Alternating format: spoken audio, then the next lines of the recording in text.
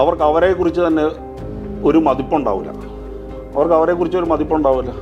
അതായത് അവരെത്ര പെർഫോം ചെയ്താലും അവരെന്ത് പറയുന്നു വെച്ച് കഴിഞ്ഞാൽ മറ്റുള്ളവരെക്കാൾ താഴെയാണ്. അതല്ല എങ്കിൽ അവർക്ക് കഴിഞ്ഞാൽ ഈ എൻട്രൻസ് എക്സാമിനേഷൻ്റെ റിസൾട്ട് എന്ന് പറയുന്നത് 3 ഇമ്പോർട്ടൻറ്റ് ഘടകങ്ങളാണ്.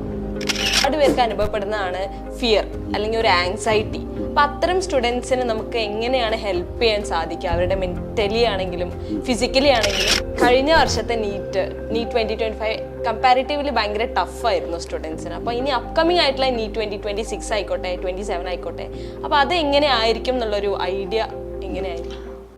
ഹായ് ഗൈസ്, എക്സാംസും ബോർഡ് എക്സാംസും കോമ്പറ്റേറ്റീവ് എക്സാംസ് ഒക്കെ വന്നുകൊണ്ടിരിക്കുകയാണ്. ഒരുപാട് പേർക്ക് ഒരുപാട് ഡൗട്ട്സ് ഉണ്ടാവും, കൺഫ്യൂഷൻസ് ഉണ്ടാവും. എക്സാം ഹാളിൽ എങ്ങനെ നേരിടണം, എങ്ങനെ ആൻസേഴ്സ് നേരിടണം എന്നുള്ള ഒരുപാട് ഡൗട്ട്സ് ഉണ്ടാവും. അപ്പം നമുക്ക് ഒരുപാട് 25 ഇയേഴ്സ് ഓഫ് എക്സ്പീരിയൻസ് ഉള്ള റേസിൻ്റെ ഡയറക്ടറായ ദിലീപ് സർ നമ്മുടെ ഒപ്പം ഉണ്ട്. നമുക്ക് എല്ലാ ചോദ്യത്തിനും ഉത്തരമായിട്ടാണ് സാർ ഇവിടെ എത്തിയിരിക്കുന്നത്. So hi sir. Hi, how are you? എങ്ങനെയാണ്? Going good. Everything fine. അപ്പം നമുക്ക് എക്സാംസ് വന്നുകൊണ്ടിരിക്കുകയാണ്. അപ്പോൾ കുട്ടികൾക്ക് ഒരുപാട് ടെൻഷൻസും ഒരുപാട് ഡൗട്ട്സും ഉണ്ടാവും. എങ്ങനെയാണ് ഒരു എക്സാം ഹാളിൽ ഇരിക്കേണ്ടത്, അല്ലെങ്കിൽ എങ്ങനത്തെ ആൻസേഴ്സ് ആണ് അവർക്ക് ചെയ്യേണ്ടത് എന്നുള്ള ഒരുപാട് ഡൗട്ട്സ് ഉണ്ടാവും. അപ്പോൾ അവർക്ക് അല്ലെങ്കിൽ എക്സാംസ് എഴുതാൻ പോകുന്ന കുട്ടികൾക്ക് ഫസ്റ്റ് തന്നെ സാറിന് കൊടുക്കാവുന്ന ഒരു അഡ്വൈസ് എന്തായിരിക്കും? ഫസ്റ്റ് തന്നെ കൊടുക്കാവുന്ന ഒരു അഡ്വൈസ് എന്ന് ഞാൻ പറയുള്ളൂ. ഫസ്റ്റ് തന്നെ ഞാൻ അവർക്ക് എല്ലാവർക്കും ഇപ്പോൾ ബോർഡ് എക്സാംസ് എഴുതാൻ പോകുന്ന കുട്ടികളുണ്ട്, കോമ്പറ്റേറ്റീവ് എക്സാമിനേഷൻസ് എഴുതാൻ പോകുന്ന കുട്ടികളുണ്ട്, നീറ്റ് JEE പോലെയുള്ള കോമ്പറ്റേറ്റീവ് എക്സാമിനേഷൻസിനൊക്കെ ഇപ്പം അവർ അഭിമുഖീകരിക്കാൻ പോകണം. അപ്പോൾ എല്ലാവരോടും ആദ്യം തന്നെ ഒരു ഓൾ ദ ബെസ്റ്റ് പറയുക. അവർക്ക് എല്ലാവർക്കും നന്നായിട്ട് ബോർഡ് എക്സാമിനേഷനിലായിക്കോട്ടെ കോമ്പറ്റേറ്റീവ് എക്സാമിനേഷനായിക്കോട്ടെ, let them all come out with flying colours, excellent results. അപ്പോൾ അതാണ് ആദ്യം പറയാനുള്ളത്. ഇനി ആ എക്സലൻറ്റ് റിസൾട്ട്സിലേക്ക് എങ്ങനെ എത്തണം എന്നുള്ളതാണ് അതിൽ ഏറ്റവും ക്രൂഷ്യലായിട്ടുള്ള ക്രക്സ് ആയിട്ടുള്ള ഭാഗം. അപ്പോൾ എക്സലൻറ്റ് റിസൾട്ട്സിലേക്ക് എത്തണമെങ്കിൽ വളരെ സിമ്പിളായിട്ട് പഠിക്കുകയാണെങ്കിൽ വളരെ സിമ്പിളായിട്ട് പറയുകയാണെങ്കിൽ നന്നായിട്ട് പഠിക്കുക. അപ്പോൾ ഈ പഠനവുമായിട്ട് ബന്ധപ്പെട്ടിട്ട് എന്നാന്ന് വെച്ച് കഴിഞ്ഞാൽ നമ്മൾ ഇപ്പോൾ ഇത്രയും നാളെ വർഷങ്ങളോളം കുട്ടികളെ വിക്ടോറിയസ് ആയിട്ടുള്ള കുട്ടികളെ കണ്ടിട്ടുണ്ട്. പ്രത്യേകിച്ച് ഈ ഒബ്ജക്റ്റീവ് എക്സാമിനേഷൻ അല്ലെങ്കിൽ കോമ്പറ്റേറ്റീവ് എക്സാമിനേഷൻ്റെ ഒരു പ്ലാറ്റ്ഫോമിനെ വെച്ച് പറയുകയാണെങ്കിൽ വിക്ടോറിയസ് ആയിട്ടുള്ള കുട്ടികളുണ്ട്, അതോടൊപ്പം തന്നെ ബ്രിമ്മിലെത്തി നഷ്ടപ്പെട്ട കുട്ടികളുണ്ട്, കഴിവുണ്ടായിട്ടും വിജയിക്കാൻ പറ്റാത്ത കുട്ടികളുണ്ട്. അങ്ങനെ ഒത്തിരി പേരെ നമ്മൾ ഈ കാലം കൊണ്ട് നമ്മൾ കണ്ടിട്ടുണ്ട്, കൈകാര്യം ചെയ്തിട്ടുണ്ട്. അപ്പോൾ അതിൻ്റെയൊക്കെ എക്സ്പീരിയൻസിൽ കുട്ടികളോട് പറയാനുള്ള ചില കാര്യങ്ങൾ, പ്രത്യേകിച്ച് ഇപ്പോൾ ബോർഡ് എക്സാം ലെവലിലൊക്കെ എന്നാന്ന് വെച്ച് കഴിഞ്ഞാൽ ഇപ്പോഴത്തെ ബോർഡ് എക്സാംസിനൊക്കെ എന്നാന്ന് വെച്ച് കഴിഞ്ഞാൽ അത്യാവശ്യം നന്നായിട്ട് ടെക്സ്റ്റൽ ഓറിയൻറ്റഡ് ആയിട്ട് കാര്യങ്ങൾ നന്നായിട്ട് പഠിക്കുകയും ടെക്സ്റ്റ് ബുക്കിലെ പ്രോബ്ലംസൊക്കെ വൃത്തിയായിട്ട് വർക്കൗട്ട് ചെയ്യുകയും നല്ല സ്മാർട്ട് എഫേർട്സ് എടുത്ത് പഠിച്ച കുട്ടിക്ക് താരതമ്യേന അല്ലെങ്കിൽ വളരെ നല്ല പെർഫോമൻസോടുകൂടി നല്ല റിസൾട്ടോടുകൂടി പുറത്തു വരാൻ സാധിക്കുമെന്നുള്ളതാണ് നമുക്ക് അത് ഈ ബോർഡ് എക്സാമിനേഷനെ നേരിടുന്നത് ഒരു കുട്ടികളെ സംബന്ധിച്ച് ഒരു ഹെർക്കൂലിയൻ ടാസ്ക്കായിട്ട് ഇപ്പോൾ വിചാരിക്കേണ്ട കാര്യമില്ല. കാര്യം മിനിമൽ അവരൊരു 5th സ്റ്റാൻഡേർഡ് ഓൺവേർഡ്സ് ഈ ഡിസ്ക്രിപ്റ്റീവ് എക്സാമിനേഷൻ മോഡൽ ക്വസ്റ്റ്യൻസ് ഒക്കെ എഴുതി പ്രാക്ടീസ് ചെയ്തവരാണ്. അപ്പോൾ അതുകൊണ്ട് അതെങ്ങനെയാണ് കൈകാര്യം ചെയ്യേണ്ടതെന്നുള്ളത് അവർക്ക് വളരെ അറിവുള്ള കാര്യവുമാണ്. എങ്കിൽ പോലും പരീക്ഷയോട് അടുക്കുമ്പോൾ തീർച്ചയായിട്ടും ഒരു ആശങ്ക ഉണ്ടാവും. അത് ആശങ്കയുടെ അടിസ്ഥാനം എന്ന് പറയുന്നത് അവർ പഠിച്ചു തീർക്കാത്തതിൻ്റെ ആയിരിക്കില്ല. ബേസിക്കലി അവരെന്നാന്ന് വെച്ച് കഴിഞ്ഞാൽ പരീക്ഷ എങ്ങനെയാവും, ഇതുവരെ പഠിച്ചതൊക്കെ നമുക്ക് പരീക്ഷയിൽ പെർഫോം ചെയ്യാൻ പറ്റുമോ, അങ്ങനെ അതിനെയൊക്കെ ബേസ് ചെയ്തിട്ടാണ് ഈ ആശങ്കകൾ ഉണ്ടാവേണ്ടത്. അപ്പോൾ അങ്ങനെയുള്ള ആശങ്കകൾക്ക് ഒരു അടിസ്ഥാനവുമില്ല. നമ്മൾ നന്നായിട്ട് പഠിച്ചിട്ടുണ്ടെങ്കിൽ തീർച്ചയായിട്ടും നമുക്ക് നന്നായിട്ട് പെർഫോം ചെയ്യാൻ പറ്റും. But then coming to the case of the entrance examinations, other competitive examinations, നമ്മൾ മനസ്സിലാക്കേണ്ട ഒരു കാര്യം എന്താണെന്ന് വെച്ച് കഴിഞ്ഞാൽ ഈ എൻട്രൻസ് എക്സാമിനേഷൻ്റെ റിസൾട്ട് എന്ന് പറയുന്നത് 3 ഇമ്പോർട്ടൻറ്റ് ഘടകങ്ങളാണ്.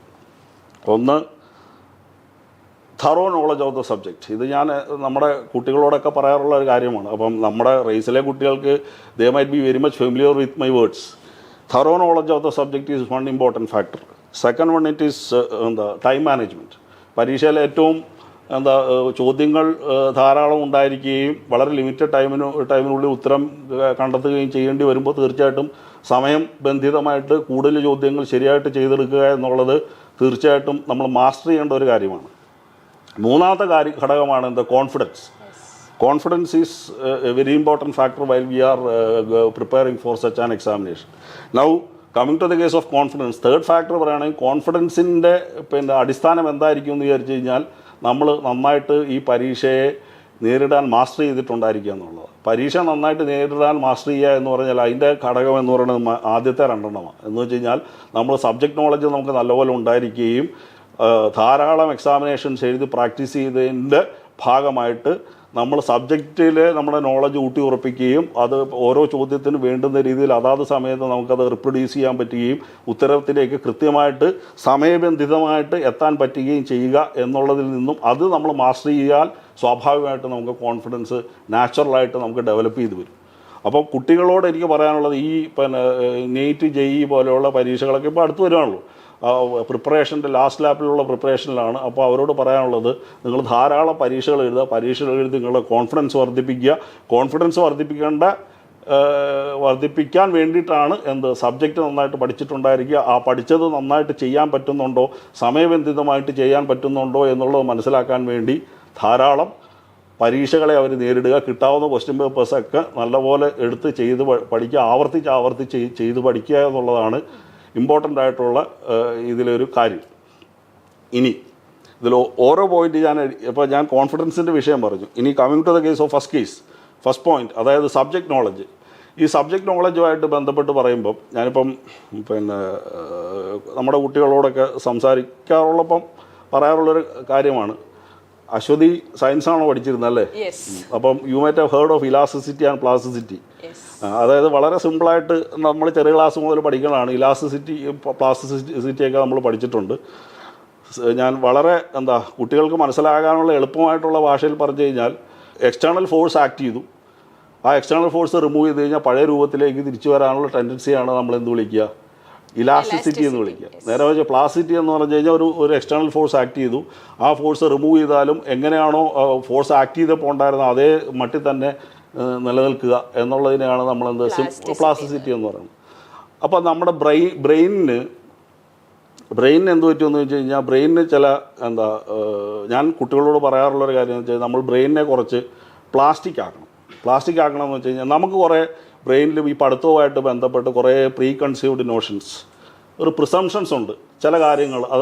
അത് തികച്ചും വൈയക്തികമാണ്. It is highly personalised. ഓരോ വ്യക്തികൾക്കും എല്ലാം ഒരേപോലെ, ഓരോ വ്യക്തികൾക്ക് അനുസരിച്ച് അത് മാറിക്കൊണ്ടിരിക്കും. അപ്പം നമ്മൾ എന്ത് ചെയ്യണമെന്ന് വെച്ച് കഴിഞ്ഞാൽ, ഈ പറയുന്ന രീതിയിലുള്ള നമുക്ക് നമ്മുടെ പ്രീ കൺസീവ്ഡ് നോഷൻസ്, ദോഷകരമായിട്ടുള്ള ഈ പ്രീ കൺസീവ്ഡ് നോഷൻസ് ഉണ്ട് എങ്കിൽ അതിൽ നിന്ന് നമ്മൾ വെളിയിൽ വരാൻ നമുക്ക് സാധിക്കണം. അതിനെ നമ്മൾ അത് തന്നെ പറയട്ടെ, നമ്മളിപ്പം സൈക്കാട്രിസ്റ്റോ സൈക്കോളജിസ്റ്റോ ഒന്നും അല്ല, വായിച്ചതൊന്നും കുട്ടികളിൽ നിന്നും ഫീഡ്ബാക്ക് ഇട്ട് കുട്ടികളായിട്ട് ഇടപഴകിയതിൽ നിന്നുള്ള ഒരു എക്സ്പീരിയൻസ് എന്ന് പറയുന്നതാണ്. ഇത് എല്ലാ മനുഷ്യന്മാർക്കും ഉള്ളതാണ്, ഡെയിലി ലൈഫിൽ ഇതുള്ളതാണ്. അതിന് generally it's termed as cognitive biases, അഥവാ വൈജ്ഞാനിക പക്ഷപാതിത്വം എന്ന് പറയും. ഈ വൈജ്ഞാനിക പക്ഷപാതിത്വത്തിൽ നിന്നും മുക്തി നേടുക, അതായത് വൈജ്ഞാനിക പക്ഷപാതിത്വം എന്ന് പറഞ്ഞു കഴിഞ്ഞാൽ, കോഗ്നിറ്റീവ് ബയസ് എന്ന് പറഞ്ഞു കഴിഞ്ഞാൽ നമ്മുടെ ബ്രെയിൻ കുറച്ച് കുറുക്കുവഴികൾ തേടും. കുറുക്കുവഴികളിലൂടെ അത് പലപ്പോഴും ഇല്ലോജിക്കലായിരിക്കാം, ഇറാഷണലാകാം. അതുകൊണ്ടുണ്ടാകുന്ന നഷ്ടം എന്ന് പറയുന്നത് ഭീകരമായിരിക്കുകയും ചെയ്യും. അപ്പം നമ്മുടെ കുട്ടികളെ സംബന്ധിച്ച് ഇതുപോലെ നീറ്റ് JEE പോലെയുള്ള ഹൈലി കോമ്പറ്റീറ്റീവ് ആയിട്ടുള്ള എക്സാമിനേഷൻ പ്രിപ്പയർ ചെയ്യുന്ന കുട്ടികൾക്ക് ഈ പറയുന്ന കൊഗ്നിറ്റീവ് ബയസുകൾ ഉണ്ടെങ്കിൽ, വൈജ്ഞാനിക പക്ഷപാതിത്വങ്ങൾ ഉണ്ട് എങ്കിൽ അതവരെ ദോഷകരമായിട്ട് ബാധിക്കാൻ സാധ്യതയുണ്ട്. ഇറാഷണലും ഇല്ലോജിക്കലും ആണെന്ന് പറഞ്ഞു കഴിഞ്ഞാൽ ലോജിക്കലായിരിക്കണം, റാഷണലായിരിക്കണം. അത് ആ പക്ഷപാതിത്വങ്ങൾ ഒഴിവാക്കിക്കൊണ്ട്, പ്രീ കൺസീവ്ഡ് നോഷൻസ് ഒഴിവാക്കിക്കൊണ്ട് പഠനത്തിനെ മുന്നോട്ട് കൊണ്ടുപോകാൻ സാധിച്ചാൽ തീർച്ചയായിട്ടും അവർക്ക് എന്ത് ചെയ്യാൻ പറ്റും, അവർക്ക് വിജയത്തിലേക്ക് എത്താൻ പറ്റും. അപ്പം പഠിത്തവുമായിട്ട് ബന്ധപ്പെട്ട് ആദ്യം നമ്മൾ മനസ്സിലാക്കേണ്ടത് എന്താണെന്ന് വെച്ച് കഴിഞ്ഞാൽ, നമുക്ക് ഈ പ്രീ കൺസീവ്ഡ് നോഷൻസ് ഒന്നിനെക്കുറിച്ചും പാടില്ല. നമ്മൾ പഠിത്തവുമായിട്ട് ബന്ധപ്പെട്ട കോഗ്നിറ്റീവ് ബയസസ് ഇൻ ലേണിംഗ്, പഠിത്തവുമായിട്ട് ബന്ധപ്പെട്ടുള്ള ഈ വൈജ്ഞാനിക പക്ഷപാതിത്വം നമുക്ക് പാടില്ല. അപ്പം അതാണ് ഞാൻ നേരത്തെ പ്ലാസ്റ്റിസിറ്റി ഇലാസ്റ്റിസിറ്റി പറഞ്ഞത്. അതായത് സന്ദർഭത്തിനും സമയത്തിനും അഥവാ കാലത്തിനും യോജിക്കുന്ന രീതിയിൽ നമുക്ക് നമ്മുടെ ബ്രെയിനിനെ പാകപ്പെടുത്തി പഠിത്തവുമായിട്ട് ബന്ധപ്പെട്ട് ആ പാകപ്പെടുത്തിക്കൊണ്ട് മുന്നോട്ട് കൊണ്ടുപോകാൻ നമുക്ക് സാധിച്ചാൽ നമുക്ക് വിജയത്തിലേക്ക് എത്താൻ പറ്റും എന്നുള്ളതാണ് നമ്മൾ മനസ്സിലാക്കേണ്ടത്. അതാണ് ഈ വൈജ്ഞാനിക പക്ഷപാതിത്വം എന്ന് പറയുന്നത്. അതിൽ ഇപ്പം നമ്മളുടെ കുട്ടികളെ സംബന്ധിച്ച് ഇപ്പോൾ ഇത്രയും കാലം കുട്ടികളോടൊക്കെ സംസാരിക്കുമ്പോൾ നമുക്ക് മനസ്സിലാക്കുന്ന ഒരു കാര്യം എന്നാന്ന് വെച്ച് കഴിഞ്ഞാൽ, ഒന്നാമത്തെ ഒരു കാര്യം എന്നാന്ന് വെച്ച് കഴിഞ്ഞാൽ, ചില കുട്ടികൾക്ക് എന്നാന്ന് വെച്ച് കഴിഞ്ഞാൽ അവർക്ക് അവരെക്കുറിച്ച് തന്നെ ഒരു മതിപ്പുണ്ടാവില്ല. അതായത് അവരെത്ര പെർഫോം ചെയ്താലും അവരെന്ത് പറയുന്നു വെച്ച് കഴിഞ്ഞാൽ അല്ലെങ്കിൽ അവർ മറ്റുള്ളവരെക്കാൾ താഴെയാണ്. അതല്ല എങ്കിൽ അവർക്ക് നല്ല രീതിയിൽ ചെയ്യാൻ പറ്റിയിട്ടില്ല. അതല്ലെങ്കിൽ അവരെക്കാട്ടി മികച്ചവരാണ് മറ്റുള്ളവർ, അല്ലെങ്കിൽ അവരോടൊപ്പം തന്നെയുള്ളവരാണ് മറ്റുള്ളവർ എന്നുള്ളൊരു ചിന്താഗതിയുള്ളവരുണ്ട്. അവരെ തന്നെ കമ്പയർ ചെയ്യാം. അവരെത്ര മികച്ചവരാണെങ്കിലും അവർക്ക് എത്ര നന്നായിട്ട് ചെയ്യാൻ പറ്റുമെങ്കിലും അവർ അതിൽ സാറ്റിസ്ഫൈഡ് ആവില്ല. ഒരു വശം നോക്കുകയാണെങ്കിൽ അത് നല്ലതാണെന്ന് വേണമെങ്കിൽ നമുക്ക് പറയാം. പക്ഷേ അത് പഠിത്തത്തിനെ സംബന്ധിച്ച് എന്ന് വെച്ചാൽ അവർക്ക് അവരെക്കുറിച്ച് അതിനുള്ള ഒരു അപ്രീസിയേഷൻ ഇല്ലാണ്ട് വരിക എന്ന് പറഞ്ഞു കഴിഞ്ഞാൽ അതൊരു മോശം കാര്യമാണ്. കാര്യം നമുക്ക് മുന്നോട്ട് പോകാനുള്ള ഒരു ഊർജ്ജം എന്ന് പറയുന്നത് നമ്മുടെ കഴിവിലുള്ള വിശ്വാസവും ആ വിശ്വാസത്തിൻ്റെ പുറത്ത് നമുക്ക് കൂടുതൽ അധ്വാനിക്കാനുള്ള ഊർജ്ജവും ആവേശവും ഉണ്ടാകുക എന്നുള്ളതാണ്. അപ്പം അവർക്ക് അവരെക്കുറിച്ച് അവരെപ്പോഴും അവർ കഴിവ് കുറഞ്ഞവരാണെന്നുള്ളൊരു ചിന്താഗതി ഉള്ളവരുണ്ട്. അപ്പോൾ അത് വേണ്ടതില്ല. പഠിക്കുക, അവർ ചെയ്യേണ്ട ജോലി വൃത്തിയായിട്ട് ചെയ്യുക. ഇതിനെ നേരെ തിരിച്ചുള്ള ഓപ്പോസിറ്റ് അവസ്ഥയുമുണ്ട്. എന്ന് വെച്ച് കഴിഞ്ഞാൽ നമ്മളുടെ ഇപ്പോൾ ഇവരെ സംബന്ധിച്ച് ഇപ്പോൾ ഞാൻ ആദ്യം പറഞ്ഞ കേസിൽ അവർക്ക് അവരുടെ കഴിവിനെക്കുറിച്ചാണ് അറിവില്ലായ്മ ഉള്ളത് എങ്കിൽ കഴിവ് കേടിനെക്കുറിച്ച് അറിവില്ലാത്ത വേറൊരു വിഭാഗത്തിലെ ആൾക്കാരുമുണ്ട്. എന്ന് വെച്ച് കഴിഞ്ഞാൽ അവരെവിടെ നിൽക്കുന്നു, അവരുടെ വീക്ക്നെസ് എന്താണ് എന്നുള്ളത് തിരിച്ചറിയാൻ പറ്റാതെ ആ വീക്ക്നെസ്സുകളെ ഐഡൻറ്റിഫൈ ചെയ്യാനോ ആ വീക്ക്നെസ്സുകളെ സെൽഫ് ക്രിട്ടിക്കലായിട്ട് അനലൈസ് ചെയ്ത് കറക്റ്റ് ചെയ്യാൻ ശ്രമിക്കുകയോ ചെയ്യാത്ത വിഭാഗത്തിലുള്ള കുട്ടികളുമുണ്ട്.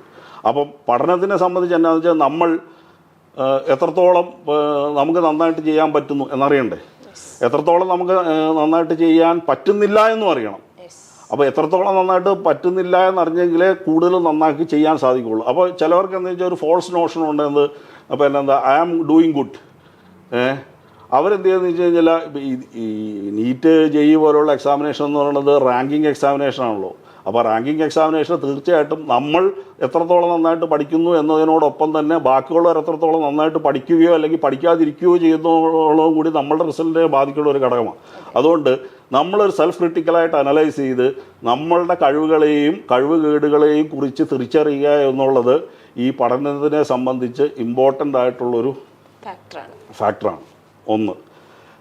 2, ഈ പഠിക്കണ സമയത്ത് പ്രത്യേകിച്ച് ഈ ഇങ്ങനെയുള്ള എക്സാമിനേഷൻസിലൊക്കെ, അതായത് ഇപ്പോൾ ഫോർ എക്സാമ്പിൾ നീറ്റ് എക്സാമിനേഷൻ എടുക്കുക.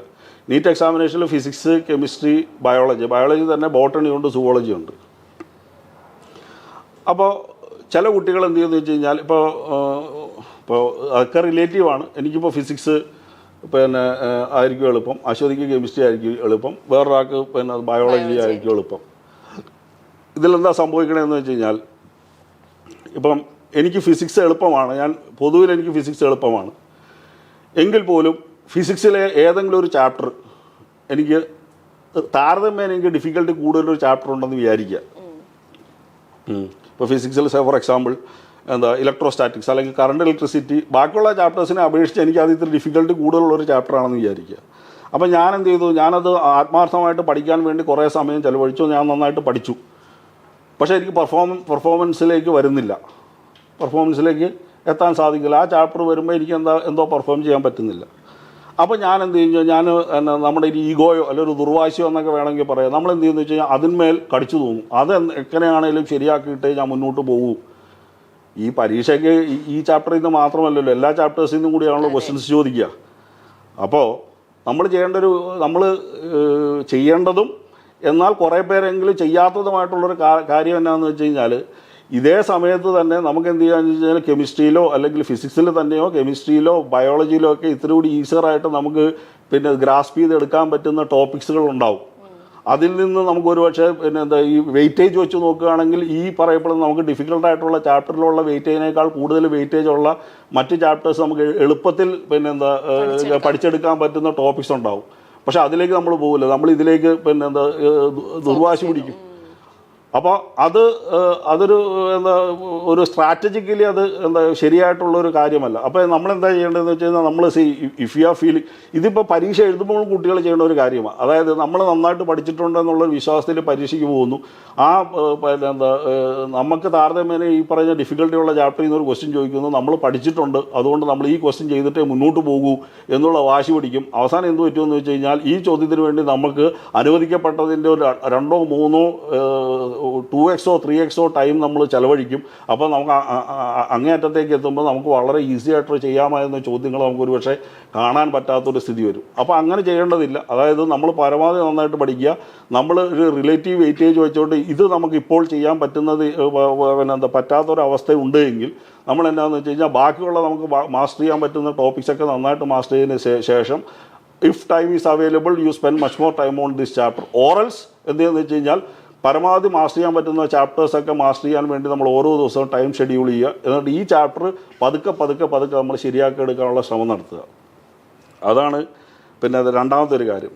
1 or 2 തവണ ഒരു ഇപ്പോൾ ഫോർ എക്സാമ്പിൾ ഇപ്പോൾ ബയോളജിയിൽ നമ്മൾ 1 or 2 or 3 തവണ ഒരു ചാപ്റ്റർ വായിച്ചിട്ട് എന്ത് ചെയ്യുന്നത് വെച്ച് കഴിഞ്ഞാൽ നമ്മളതിൽ റെഡിയായി ഒക്കെ സെറ്റാണ് എന്നുള്ളൊരു മിഥ്യാബോധത്തിൽ നമ്മൾ മുന്നോട്ട് പോകും. അതൊരിക്കലും നല്ലതല്ല. ഞാൻ ബയോളജിയുടെ എക്സാമ്പിൾ പറഞ്ഞു എന്നുള്ളൂ. ഇറ്റ്സ് റിലവൻറ്റ് ഫോർ എല്ലാ സബ്ജക്റ്റിനും അത് ആപ്ലിക്കബിൾ ആണ്. അതായത് നമ്മൾ എന്ത് ചെയ്യണമെന്ന് വെച്ച് കഴിഞ്ഞാൽ നമ്മൾ എപ്പോഴും നമ്മൾ പഠിച്ച ടോപ്പിക്കിൽ കോമ്പീറ്റൻ്റ് ആണോ എന്ന് നമ്മൾ സ്വയം മനസ്സിലാക്കാൻ ശ്രമിക്കണം. അതിനുള്ള വഴിയാണ് ഞാൻ നേരത്തെ പറഞ്ഞത്. Do as many number of questions as possible, particularly you do the previous years questions and previous years questions മാത്രമല്ല, do all the type of questions from each and every topic from each and every chapter of all the subjects. അങ്ങനെ നമ്മൾ എന്ത് ചെയ്യുന്നത് വെച്ച് കഴിഞ്ഞാൽ നമ്മൾ ഓരോ ടോപ്പിക്കിലും നമ്മൾ കോമ്പീറ്റൻ്റ് ഇനഫ് ആണോ എന്ന് നമ്മളെ തന്നെ സ്വയം ബോധ്യപ്പെടുത്തുന്ന രീതിയിൽ നമ്മൾ ഓരോ പരീക്ഷ കഴിയുമ്പോഴോ അല്ലെങ്കിൽ ഓരോ ചാപ്റ്റർ പഠിച്ചു കഴിയുമ്പോഴോ നമ്മൾ എന്ത് ചെയ്യണമെന്ന് വെച്ചാൽ നമ്മളെ തന്നെ അനലൈസ് ചെയ്ത് നമ്മുടെ കോമ്പീറ്റൻസ് ഉറപ്പുവരുത്തണം. ചില കുട്ടികൾ എന്ത് ചെയ്യുന്നത് വെച്ച് കഴിഞ്ഞാൽ ഇത് ഇപ്പോൾ ഞാൻ കുട്ടികളോട് പറയാനുണ്ട്. അതായത് ഈ ഇപ്പോൾ ഫോർ എക്സാമ്പിൾ ഇപ്പോൾ ഈ ഓർഗാനിക് കെമിസ്ട്രി നമ്മൾ ടെക്സ്റ്റ് ബുക്ക് എടുത്ത് വെച്ച് വായിച്ചു കഴിയുമ്പോഴത്തേക്കും അതിൻ്റെ ഇപ്പോൾ അത്യാവശ്യം ഫണ്ടമെൻ്റൽസൊക്കെ അറിയേണ്ട ഒരു കുട്ടിയാണെന്ന് വിചാരിക്കുക. അപ്പോൾ ഒരു ചാപ്റ്റർ വായിക്കുന്നു ഓർഗാനിക് കെമിസ്ട്രി. നമ്മൾ ടെക്സ്റ്റ് ബുക്ക് എടുത്ത് വായിച്ച് പഠിക്കുമ്പോൾ ബുക്ക് നമ്മുടെ കയ്യിലിരിക്കുമ്പോൾ നമുക്കിതൊക്കെ എന്തറിയാം, നന്നായിട്ടറിയാം. അറിയാമെന്നുള്ള വിശ്വാസത്തിൽ നമ്മൾ എന്ത് ചെയ്യും, പിന്നെ അത് വായിക്കുകയോ ഈ പറഞ്ഞ രീതിയിൽ നമ്മളെ തന്നെ ടെസ്റ്റ് ചെയ്യാൻ ശ്രമിക്കുകയോ ചെയ്തില്ല എങ്കിൽ പണിപാളും. കാര്യം എന്താണെന്ന് വെച്ച് കഴിഞ്ഞാൽ ആ വിശ്വാസം നമ്മൾ മുന്നോട്ട് പോയി കഴിഞ്ഞാൽ ഒന്നുകിൽ നമ്മളത് ശരിക്കും ഗ്രഹിച്ചിട്ടുണ്ടാവില്ല, അതല്ലെങ്കിൽ നമ്മൾ ഗ്രഹിച്ചിട്ടുണ്ടെങ്കിൽ തന്നെ നമ്മൾ പരീക്ഷയുടെ സമയത്ത് റിപ്രൊഡ്യൂസ് ചെയ്യാൻ പറ്റുന്ന രീതിയിൽ നമ്മളത് നന്നായിട്ട് പഠിച്ചിട്ടുണ്ടോ എന്നുള്ളത് നമുക്ക് ഉറപ്പിക്കാൻ പറ്റാത്തൊരു സിറ്റുവേഷൻ വരും. അപ്പോൾ അത് സംഭവിക്കാതിരിക്കാൻ വേണ്ടി ഞാൻ പറഞ്ഞു എന്താണെന്ന് വെച്ച് കഴിഞ്ഞാൽ നമ്മുടെ കോമ്പീറ്റൻസ് അളക്കണമെങ്കിൽ ഏറ്റവും നല്ല മാർഗ്ഗം എന്താണെന്ന് വെച്ചാൽ പരീക്ഷകളെ ധാരാളം എഴുതുക. അത് തന്നെ നമ്മൾ പ്രാക്ടീസ് ചെയ്യുന്ന സമയത്ത് ഇനീഷ്യൽ ഫേസിൽ നമ്മൾ സമയം നോക്കാതെ പ്രാക്ടീസ് ചെയ്യുമെങ്കിൽ കുറച്ച് കഴിയുമ്പോൾ എന്താ വെച്ചാൽ നമ്മൾ സമയം റെസ്ട്രിക്റ്റ് ചെയ്ത് ഈ വിതിൻ ദ ടൈമിനുള്ളിൽ നമുക്ക് ഉത്തരം കണ്ടെത്താൻ പറ്റുമോ എന്നുള്ള പരിശോധിച്ചുകൊണ്ട് നമ്മൾ എന്ത് ചെയ്യുക, പഠിച്ച് മുന്നോട്ട് പോവുക എന്നുള്ളതാണ് അതിനെ സംബന്ധിച്ച് പറയാനുള്ളത്. ഈ കോമ്പീറ്റൻസ് നമ്മൾ സെൽഫ് ക്രിട്ടിക്കൽ അനാലിസിസ് നടത്തി റിഫൈൻ ചെയ്തുകൊണ്ടേയിരിക്കണം. ഈ നമ്മളിപ്പോൾ പഠനത്തിനെ കുറിച്ചാണല്ലോ സംസാരിച്ചുകൊണ്ടിരിക്കുന്നത്. അശ്വതിയും പഠിത്തമൊക്കെ കഴിച്ചിട്ടാണല്ലോ ഇവിടെ വരെ എത്തിയത്. അപ്പോൾ ഞാനിനി അശ്വതിയോടൊരു ക്വസ്റ്റ്യൻ ചോദിക്കാം. അതായത് ഇപ്പോൾ ഇവരും ഒക്കെ വീഡിയോ എടുക്കുന്നവരൊക്കെ വിദ്യാർത്ഥി ജീവിതം കഴിഞ്ഞ് വന്നേക്കണവരെ നമ്മൾ കൊച്ചു ക്ലാസ്സിലൊക്കെ പഠിക്കുമ്പോൾ ഒരു 16-17 വയസ്സ് കാലഘട്ടം വരെ ഇപ്പം നമുക്ക് ഇപ്പോൾ ചെറിയ ക്ലാസ് പഠിക്കുമ്പോൾ ഒരു ഉദാഹരണം പറഞ്ഞാൽ നമുക്ക് വൈകിട്ട് സ്കൂളിൽ നിന്ന് വന്നിട്ട് നമുക്ക് വൈകുന്നേരം കളിക്കാൻ പോകണമെങ്കിൽ പഠിച്ചിട്ടേ കളിക്കാൻ വിടൂ എന്ന് അമ്മ അല്ല അച്ഛൻ പറഞ്ഞിട്ടുണ്ട് ഇല്ലേ? അപ്പം അശ്വതി എന്ത് ചെയ്യും? നമ്മുടെ അപ്പോഴത്തെ ആവശ്യം എന്താ? നമ്മളുടെ ആവശ്യം കളിക്കാൻ പോകുക എന്നുള്ളതാണ്. കളിക്കാൻ വിടണമെങ്കിൽ പഠിച്ചിട്ടേ കളിക്കാൻ വിടുകയുള്ളൂ എന്ന് പറഞ്ഞു കഴിഞ്ഞാൽ അശ്വതി ഏതാണ് പഠിക്കുക? ഏതായിരിക്കും പഠിക്കുക? ആദ്യം നമ്മൾ എനിക്ക് പെട്ടെന്ന് ക്യാച്ച് ചെയ്യാൻ പറ്റുന്ന ഇംഗ്ലീഷ് ആവും. പെട്ടെന്ന് ഇങ്ങനെ ക്യാച്ച് ആയിട്ടുള്ള സബ്ജക്ട്സ് ആയിരിക്കും നമ്മൾ ഫസ്റ്റ് പഠിക്കുക. എക്സാക്ട്ലി. അതായത് നമുക്ക് ഏറ്റവും ഇഷ്ടപ്പെട്ടതോ നമുക്ക് ഏറ്റവും എളുപ്പത്തിൽ മനസ്സിലാക്കാൻ പറ്റുന്നതോ ആയിട്ടുള്ള സബ്ജക്റ്റിലേക്കാണ് നമ്മൾ എന്ത് ചെയ്യുക ആദ്യം. കാര്യം എന്താണെന്ന് വെച്ചാൽ നമുക്ക് അവിടെ അമ്മയും അച്ഛനെ ബോധിപ്പിക്കുക നമ്മൾ പഠിച്ചു കഴിഞ്ഞു, ഇനി അഥവാ അമ്മയും അച്ഛനെ വിളിച്ചിട്ട് പഠിച്ചോ നോക്കട്ടെ എന്ന് ക്വസ്റ്റ്യൻ ചോദിച്ചാലും അത് ആൻസർ ചെയ്യാൻ പറ്റണ രീതിയിലുള്ളതാണല്ലോ നമ്മൾ ആദ്യം പഠിക്കുക. അപ്പോൾ എന്ന് പറഞ്ഞാൽ കുട്ടികൾ എന്താ ചെയ്യുകയെന്ന് വെച്ച് കഴിഞ്ഞാൽ കുട്ടികൾ ഇപ്പോൾ പർട്ടിക്കുലർ അതിപ്പോൾ ഈ നീറ്റ് ആൻഡ് ജെഇ ഒക്കെ പ്രിപ്പയർ ചെയ്യുന്ന കുട്ടികളോട് പ്രത്യേകം പറയേണ്ട ഒരു കാര്യം എന്താണെന്ന് വെച്ച് കഴിഞ്ഞാൽ നമുക്ക് ഏറ്റവും ഇഷ്ടപ്പെട്ടതോ അല്ലെങ്കിൽ നമുക്ക് ഏറ്റവും എളുപ്പം കൈകാര്യം ചെയ്യാൻ പറ്റുന്നതോ ആയിട്ടുള്ള ടോപ്പിക്ക് നമ്മൾ കൂടുതൽ എംഫസൈസ് ചെയ്ത് കൂടുതൽ സമയം ചിലവഴിച്ച് പഠിക്കും. അപ്പോൾ ഒരുപക്ഷെ എന്താണെന്ന് വെച്ച് കഴിഞ്ഞാൽ റിലേറ്റീവ്ലി അതിന് വെയിറ്റേജ് കുറവായിരിക്കും പരീക്ഷയ്ക്ക്. എന്നാൽ അതിനെക്കാട്ടി വെയിറ്റേജ് കൂടിയ ചാപ്റ്റർ ഇതേപോലെ തന്നെ മാസ്റ്റർ ചെയ്യാൻ പറ്റുന്ന ചാപ്റ്റർ ഇതിനെക്കാട്ടി ഒരുപക്ഷെ നന്നായിട്ട് മാസ്റ്റർ ചെയ്യാൻ പറ്റുന്ന ചാപ്റ്റേഴ്സ് ഉണ്ടാവും. പക്ഷെ അവരെന്ത് ചെയ്യില്ല, അവരെന്തെന്ന് വെച്ച് കഴിഞ്ഞാൽ അതെനിക്ക് അപ്രാപ്യമാണെന്നുള്ളൊരു മുൻധാരണയോടുകൂടി ആദ്യം തന്നെ എന്ത് ചെയ്യും, അതെനിക്ക് അത് ക്ലാസ്സിൽ അറ്റൻഡ് ചെയ്തപ്പോൾ എനിക്ക് അത്ര മനസ്സിലായിട്ടില്ല, പക്ഷേ അതിനുവേണ്ടി അവർ ഫോക്കസ് ചെയ്ത് ഈ പഠിക്കാൻ വേണ്ടി ഇരിക്കാഞ്ഞിട്ടുള്ള കുഴപ്പമാണ്. അപ്പോൾ ഇതുകൊണ്ട് എന്താ സംഭവിക്കണമെന്ന് വെച്ചാൽ വെയിറ്റേജ് കൂടിയൊരു ചാപ്റ്റർ ആണെന്ന് വിചാരിക്കും. ആ വെയിറ്റേജ് കൂടിയ ചാപ്റ്റർ ഇവരെന്ത് ചെയ്യുമെന്ന് വെച്ചാൽ ദേ വിൽ കീപ്പ് ഓൺ പ്രോക്രാസ്റ്റിനേറ്റിംഗ്. അത് അടുത്ത ദിവസം പഠിക്കാം. അപ്പോൾ നമ്മൾ എന്ത് ചെയ്യും, നമുക്ക് എളുപ്പം കൈകാര്യം ചെയ്യാൻ പറ്റുന്ന തീർച്ചയായിട്ടും എളുപ്പം, ഞാൻ നേരത്തെ പറഞ്ഞല്ലോ, എളുപ്പം കൈകാര്യം ചെയ്യാവുന്ന നമ്മൾ പഠിക്കുന്നതിനോടൊപ്പം തന്നെ നമുക്ക് ഈ മട്ടിൽ നമ്മൾ തീരെ അവഗണിക്കാതെ ഈ പറയപ്പെടുന്ന ചാപ്റ്റേഴ്സിനെയും കൂടി നമ്മൾ അഭിമുഖീകരിക്കാൻ ശ്രമിക്കണം, പഠിക്കാൻ ശ്രമിക്കണം. ഇല്ലെങ്കിൽ ഒരു കുഴപ്പം എന്താണെന്ന് വെച്ച് കഴിഞ്ഞാൽ ഇതൊരു പക്ഷേ അവസാനത്തേക്ക് എത്തുമ്പോൾ എന്താണെന്ന് വെച്ച് കഴിഞ്ഞാൽ നമ്മൾ ഈ പഠിച്ചതിൽ നിന്നൊക്കെ റിലേറ്റീവ്ലി ക്വസ്റ്റ്യൻ്റെ എണ്ണം കുറവും ഇതിൽ നിന്ന് ക്വസ്റ്റ്യൻസ് എണ്ണം കൂടുതലും ഉണ്ടെങ്കിൽ നമ്മളുടെ അധ്വാനം വെറുതെ ആയി പോകുന്ന ഒരവസ്ഥ വരും. അതുകൊണ്ട് എന്താണെന്ന് വെച്ച് കഴിഞ്ഞാൽ നമ്മൾ നമ്മൾ ആദ്യമേ തന്നെ തീരുമാനിക്കരുത്, നമ്മളെ മനസ്സിൽ തീരുമാനിച്ചുറപ്പിക്കും ഇത് നമുക്ക് അപ്രാപ്യമാണ് അല്ലെങ്കിൽ കൈകാര്യം ചെയ്യാൻ പറ്റാത്തൊരു ചാപ്റ്ററാണ് അല്ലെങ്കിൽ ടോപ്പിക്കാണ് നമ്മൾ ആദ്യമേ തീരുമാനിച്ചു വയ്ക്കുന്ന ഒരവസ്ഥ ഉണ്ടാവരുത്. നമ്മൾ ശ്രമിക്കുക, ആത്മാർത്ഥമായിട്ട് ശ്രമിച്ച് പരീക്ഷയുടെ തലേദിവസം വരെ ഞാൻ പരീക്ഷയുടെ തലേദിവസം വരെ എന്ന് ഞാൻ ആലങ്കാരികമായിട്ട് പറഞ്ഞാൽ പക്ഷേ പറ്റാവുന്നിടത്തോളം ശ്രമിക്കുക. ഒരിക്കലും പരീക്ഷയുടെ തലേദിവസം അല്ലെങ്കിൽ തലേദിവസം കയറി ഇതിനു വേണ്ടി കൂടുതൽ സമയം അങ്ങനെയും കുട്ടികൾ ചെയ്യും. കാര്യം അതുവരെ പഠിക്കാതിരുന്ന ടോപ്പിക്ക് എന്ത് ചെയ്യും, ലാസ്റ്റത്തേക്ക് എടുത്ത് ഇതും കൂടി പഠിച്ചില്ലെങ്കിൽ ഇതിൽ നിന്ന് ക്വസ്റ്റ്യൻ ചോദിച്ചാൽ എന്ത് ചെയ്യുമെന്ന് ചോദിച്ചാൽ അതിനുവേണ്ടി ആ സമയത്ത് കയറി പണിയെടുക്കും. അത് ചെയ്യരുത്. മറിച്ച് അതിന് മുന്നേ തന്നെ ഈ പറയപ്പെടുന്ന നന്നായിട്ട് ചെയ്യാൻ പറ്റുന്ന ടോപ്പിക്സിനും അതിന് റിലേറ്റീവ്ലി നമുക്ക് എളുപ്പം കൈകാര്യം ചെയ്യാവുന്നതാണ്. അതിന് സമയം കുറവ് കൊടുത്തുകൊണ്ട് നമുക്ക് കൈകാര്യം ചെയ്യാവുന്ന അപ്രാപ്യമാണ് എന്ന് നമ്മുടെ മനസ്സിൽ ഒരു മിഥ്യാധാരണ ഉണ്ടാക്കി വെച്ച ടോപ്പിക്സിന് നമ്മൾ എന്ത് ചെയ്യണം, നമ്മൾ കൂടുതൽ സമയം കൊടുത്ത് അതും കൂടി കൈകാര്യം ചെയ്യാൻ നമ്മൾ പഠിക്കേണ്ടതുണ്ട്. പിന്നെ മറ്റൊരു കാര്യം ഇതേപോലെ കുട്ടികളോടൊക്കെ സംസാരിക്കുമ്പോൾ ഒരുപക്ഷെ അശ്വതിയും ഏതെങ്കിലുമൊക്കെ കാലഘട്ടത്തിൽ പഠനത്തിൻ്റെ കാലഘട്ടത്തിലൊക്കെ ഇതൊക്കെ നമുക്കൊക്കെ കുട്ടിക്കാലത്ത് ഈ ലേണിങ്ങുമായിട്ട് ബന്ധപ്പെട്ടുള്ള കാര്യങ്ങളാണ് നമ്മൾ സംസാരിക്കുന്നത്. നമ്മളുടെ കുട്ടിക്കാലത്തൊക്കെ നമുക്കിതൊക്കെ ഓരോരുത്തർക്കും ഉണ്ടായിട്ടുള്ളത്. ഇപ്പോൾ കുട്ടികളോട് ചോദിച്ചു കഴിഞ്ഞാൽ ഞാൻ ഈ പറഞ്ഞ കാര്യങ്ങളിലൊക്കെ ഏതെങ്കിലുമൊക്കെ കാര്യങ്ങളൊക്കെ എല്ലാവർക്കും ഈ പരീക്ഷയുടെ പഠിത്തമായിട്ട് ബന്ധപ്പെട്ട് അനുഭവപ്പെട്ടിട്ടുള്ളത് തന്നെയായിരിക്കും. ഞാൻ പറയാൻ വന്നത് എന്നാന്ന് വെച്ച് കഴിഞ്ഞാൽ ഇപ്പം അശ്വതി നീറ്റ് എക്സാമിനേഷൻ്റെ ഒരു ഫുൾ ടോപ്പിക്സ് പരീക്ഷ എഴുതി ഫോർ എക്സാമ്പിൾ ഒരു മൂന്നാമത്തെ മോക്ക് ടെസ്റ്റാണ് എഴുതിയതെന്ന് വിചാരിക്കുക. മൂന്നാമത്തെ മോക്ക് ടെസ്റ്റ് എഴുതി അത് നമ്മൾക്ക് അപ്രതീക്ഷിതമായിട്ട് എന്തോ കാരണം കൊണ്ട് ചിലപ്പം സിംപ്ലി ആലോചിച്ച് കഴിഞ്ഞാൽ അന്ന് അശ്വതിക്ക് you are not physically well, അതായത് ഹെൽത്ത് വൈസ് അന്ന് സുഖമുണ്ടായിരുന്നില്ല എന്ന് വിചാരിക്കുക. അപ്പോൾ തന്നെ നമുക്ക് പരീക്ഷയുടെ പെർഫോമൻസ് ശരിയായ രീതി വന്നില്ല. പിന്നെ അതിങ്ങനെ നമുക്കൊരു ട്രോമ പോലെ നമ്മളെ ട്രോമറ്റൈസ് ചെയ്യും. എന്നിട്ട് എന്ന് വെച്ചാൽ അത് നമ്മൾ ഇങ്ങനെ കൊണ്ടു നടക്കും. എന്നിട്ട് ഇതിൻ്റെ പിന്നാലെ ആയിരിക്കും പിന്നെ അതിന് ശേഷമുള്ള പരീക്ഷകളെ ഇത് ബാധിക്കാൻ തുടങ്ങാത്ത രീതിയിൽ നമ്മൾ എന്ത് ചെയ്യണം, നമ്മളതിനെ കൈകാര്യം ചെയ്യണം. ഇല്ലെങ്കിൽ എന്താണെന്ന് വെച്ച് കഴിഞ്ഞാൽ നമുക്ക് ഇപ്പോൾ ആദ്യം ഈ പരീക്ഷയ്ക്ക് മാർക്ക് കുറഞ്ഞു പോയി, ഇനിയുള്ള എല്ലാ പരീക്ഷകളും എനിക്ക് അതുപോലെ തന്നെ ആയിരിക്കും എന്നുള്ളൊരു പ്രിസംഷനോടുകൂടി നമ്മൾ അടുത്ത പ്രിപ്പറേഷനിലേക്ക് പോയി കഴിഞ്ഞാൽ നമുക്ക് കോൺഫിഡൻസിൻ്റെ ഒരു ലാക്ക് ഓഫ് കോൺഫിഡൻസിലേക്ക് നമ്മൾ എത്തിപ്പെടുക ചെയ്യുക. അതുകൊണ്ട് നമ്മൾ ചെയ്യേണ്ടത് എന്താണെന്ന് വെച്ച് കഴിഞ്ഞാൽ ഒരു പരീക്ഷ അങ്ങനെ ആയിരുന്നു എന്ന് കരുതി എല്ലാ പരീക്ഷയും അങ്ങനെ ആവില്ല. ഒരുപക്ഷെ അതിന് മുന്നത്തെ പരീക്ഷകൾ ഞാൻ പറഞ്ഞ തേർഡ് മോക്ക് ടെസ്റ്റിൻ്റെ കാര്യം പറഞ്ഞത് ഫസ്റ്റിലും സെക്കൻഡിലും പെർഫോം ചെയ്തതിന് ശേഷമാണ് നമ്മൾ തേർഡിലേക്ക് വീക്കറായി പോയത്. അപ്പോൾ ആ വീക്കറാവാൻ എന്തെങ്കിലും റീസൺ ഉണ്ട്. അത് റീസൺ അടുത്ത പരീക്ഷയിൽ അത് വരാതിരിക്കാൻ വേണ്ടി നമ്മൾ ഡെലിബറേറ്റ് ആയിട്ടുള്ള അറ്റംപ്റ്റ് നടത്തി നമ്മുടെ കോൺഫിഡൻസ് ബിൽഡ് ചെയ്യുന്ന രീതിയിൽ സംഭവിച്ചു, ഇനി അത് സംഭവിക്കാതിരിക്കാനുള്ള മാർഗ്ഗങ്ങൾ നോക്കി അടുത്ത പരീക്ഷകളെ നേരിടാൻ പഠിക്കുകയാണ് വേണ്ടത്. പിന്നെ പിന്നെ ഒരു പ്രധാനപ്പെട്ട ഒരു കാര്യം എന്ന് വെച്ച് കഴിഞ്ഞാൽ കുട്ടികൾ ജനറലി ചെയ്യുന്ന ഒരു കാര്യം എന്ന് വെച്ച് കഴിഞ്ഞാൽ ഞാൻ നേരത്തെ അശ്വതിയോട് ചോദ്യം ചോദിച്ച പോലെയാണ്. അതായത് നമ്മൾ പഠിച്ചു വെച്ചു, നമ്മൾ പഠിച്ചത് വെച്ച് മാത്രമേ ചോദിക്കപ്പെടാൻ സാധ്യതയുള്ളൂ.